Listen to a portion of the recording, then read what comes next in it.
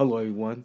It's the one and only Sean. Imagine if I was the one and only. That's a bit of a cringe joke, seeing that I was named after Sean. But I am back, and this is a golden opportunity. And as you can see, we have a lot of things to talk about because it's been a very long time since I've done one of these. I kind of left the channel way longer than I needed to, that I intended to, but life is life, and yeah, I was very tired. I got very old very fast. That's basically what it comes down to, and my interests changed. So we can get to that later on in the video. Let's talk about what you really came here for, and that was my opinion on the Ferrari F80. And bro, I've been wanting to make this video for so long because I have so many things I want to say about this car, and it just really didn't know how. And I'm glad that I waited because my opinion has changed slightly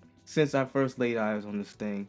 I still think, and this is probably a spoiler, that it is the most butt ugly ass uh, Ferrari hypercar that ever existed. You can't go from the LaFerrari to this, but the power in this thing is special. We're talking about what, 1300 or 1200 horsepower, and this is a limited production car. There's like what, 300 or something like that, 400. I didn't really check the stats. Of course, this is an EV. Well, not an EV, my bad. A hybrid, uh, which is you know powered by a V6 engine, which leads me to some of the things that I said last time when we talked about what the next LaFerrari replacement was going to be.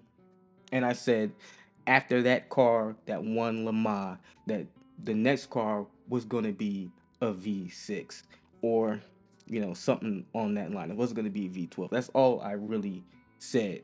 And lo and behold, here we are. The only thing that is way different than what I thought was the actual design. I thought they were going to go more on the lines of what that, you know, Le Mans winner was, which I think is the, what is it, the 90, it's like the 96 or 99, because the car number, I have to look that up online. I don't have anything in front of me. As you can see, it's been a very long time since I've done one of these. I usually have notes and stuff like that in front of me, but today, yeah, we don't have any notes. We're just going off the cuff. So yeah, I said that this new car was gonna be possibly a V6 and a hybrid, and all those things became true. Now, what I didn't know was this car was gonna be one of the ugliest cars to ever exist in the face of humanity. Now, I don't want to hold off and say this is the ugliest car to ever exist because there's a lot of ugly cars out there. Now, McLaren's W1, which I haven't talked about yet, is a hypercar I thought that looked more like a Ferrari than a McLaren. And to the point that I thought it was a Corvette, like the ZR1 when I seen it. And then to learn that it was a McLaren, I was like, okay, so what's Ferrari going to do? Because there's no way in hell Ferrari can have McLaren out Ferrari them. And yeah, they let McLaren out Ferrari them by bringing a car that is as ugly as the Senna was when it first came out. We've gotten used to what the Senna looked like. And it's not like the overall car is hideous. It's really the front where it's just, I don't know if it's the boxy shape of it or how everything else is all angled out, and then you get to the front and it's like an old-fashioned vacuum cleaner or a hammerhead shark, whatever you want to say, with the blade in front of it of what we want to call that the Tour de France blade for other versions of um Ferrari's special one-off cars. I guess that's what that's supposed to be, but it just doesn't sit right with me. This car need to have more shape and more life in the front. And then the interior is just blah. It's just regular butt naked. You get like seat bolsters, and it's bolted to the tub of the seat and a headrest so you don't bang your head against the car's body while you're going down the road or whatever. And of course, it's driver focused, driver centric.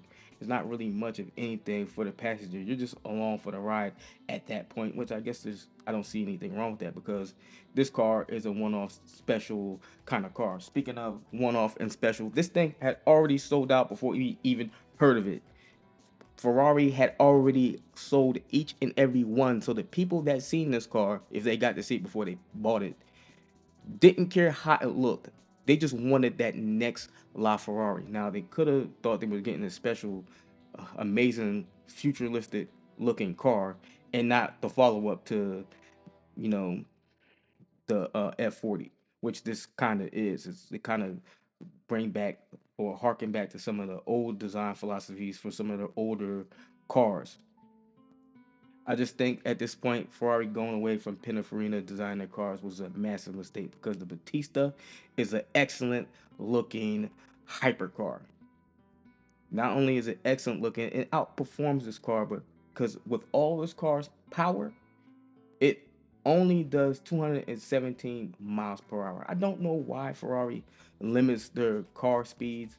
I'm guessing because people don't or no longer buy Ferraris because they're the fastest, most beautiful cars anymore. At this point, I think people buy Ferraris as like a fashion statement or an investment, like you would buy a Rolex or something of that nature. You just hold on to it as the value increases. But as the uglier these cars become, the less valuable they become, in my opinion. Because why would I want an ugly ass car?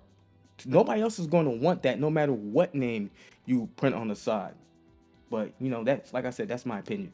And my opinion really doesn't mean much of anything in the grand scheme of things. As you can see from the amount of people that actually watch my videos, which is a joke I used to always say when I was still producing videos weekly. At this point, it's kind of true. A lot of people saying that they miss my content, and I appreciate those people cheering me on and hoping I come back to doing this thing that I actually did enjoy doing. No matter how many views I got, I you know had a passion for cars. Still have a passion for it. I just my interests have changed, moved and all that stuff. I got a room where I could actually put a studio type thing together. I've moved away from Apple, which I was doing a lot of my content in. And not that I moved away from it, I just don't have room on my desk for it. And yeah, so the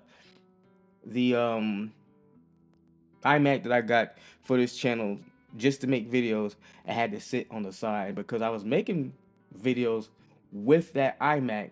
It's kind of hard to produce those videos when I don't feel like picking the iMac up, even though it's light.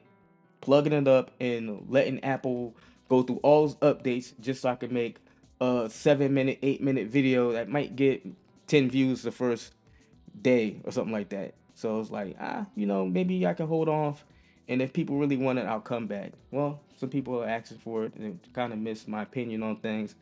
And I'm ready to come back and give my opinion, just not as often as I was before because I still have work that's like beating me senseless, and other interests that are you know got my attention at the moment. Even though this is my most successful channel, bar none, my other channels have got my attention right now. So yeah, but I'm back for now. I'm be cutting videos about Ferrari and Lamborghini and McLaren and Mercedes, and I'm gonna start doing research and seeing what these companies are up to now. And if you're interested in that, like and subscribe. It really helps the channel. That's at least that's what they tell me. And if you do that, hey, I'll love you forever. Maybe, I don't know. With that said, I'll catch you in the video. So if you like the video, like the video. If you dislike the video, dislike the video. If you want to see what I got planned next, come see what I got planned next. I got a lot of stuff for the channel. Really want you guys to be there with me. And with that said, I'll catch you later.